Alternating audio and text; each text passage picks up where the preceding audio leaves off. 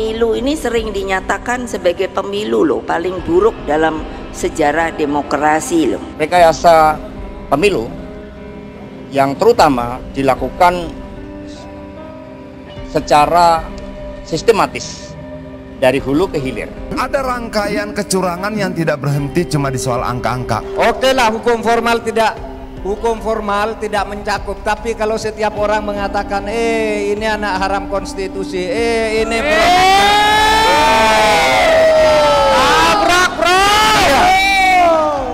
itu kan hukuman sosial di tengah masyarakat, hukuman moral juga. Anda tidak sah gitu, Anda karena pertolongan angkel paman, karena Anda ini merekayasa hukum. Itu adalah cibiran masyarakat yang tidak akan pernah terhapuskan selama hidupnya.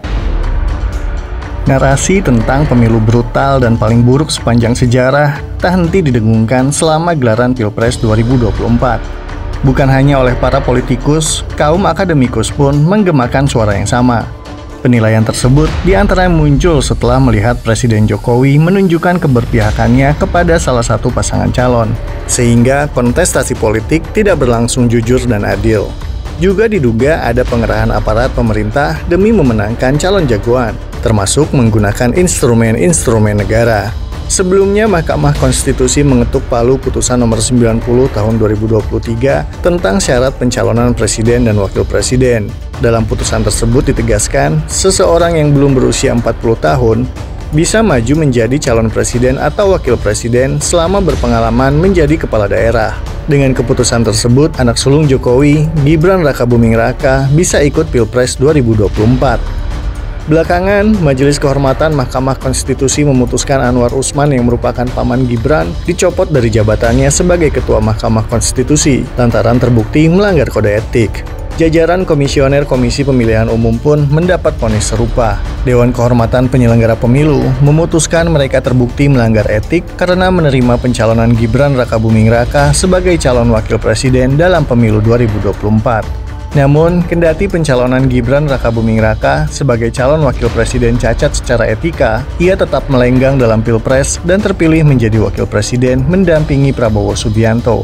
Tinggal menghitung hari, pasangan yang diusung banyak partai politik itu bakal segera dilantik sebagai presiden dan wakil presiden 2024-2029. Di jelang pelantikan itu, ada banyak isu yang mengemuka, seperti pembentukan kabinet jumbo, polemik Fufu Fafa yang menyeret nama Gibran, dan wacana masuknya PDI Perjuangan ke dalam pemerintahan Prabowo Gibran.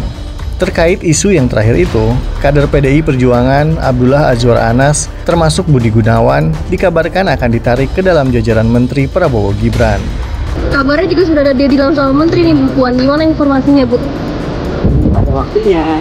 Bahkan katanya sudah ada 2 Menteri nih Bu, gimana tanggapannya? Amin. Amin ya Bu ya. Berarti kemungkinan besar dong Bu Puan ya? Insya Allah.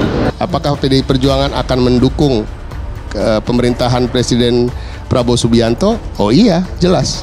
Artinya gini, kita juga akan mendoakan dan berupaya supaya pemerintah ini sukses. Karena kita inginkan Indonesia sukses.